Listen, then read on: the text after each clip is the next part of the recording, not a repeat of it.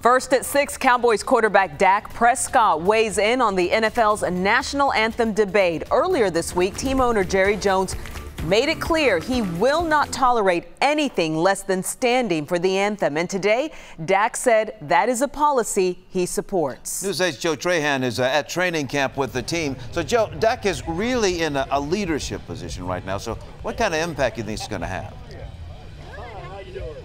Well, John, you know, Dak is one of the faces of America's team, so what he says will be debated over and over again in the coming days, and some of his teammates, especially the younger ones, will fall in line with what he says. Of course, the NFL's anthem debate has been dominating the early talk here in training camp.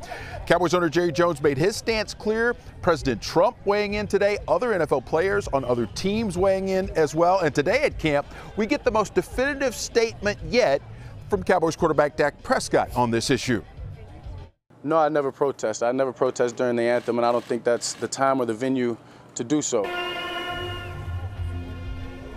Prescott says it's always been his stance, and he joins the chorus of Cowboys players who say they'll abide by the team's rules. Now, those rules defying the NFL's efforts to come up with a new policy, though. The Cowboys making it clear whatever the league comes up with is irrelevant, because if Cowboy players don't stand, they will be punished and could even lose jobs. Meanwhile, Prescott trying to walk the fine line between being true to his team and his beliefs, yet still being considered socially conscious and empathetic toward his fellow players.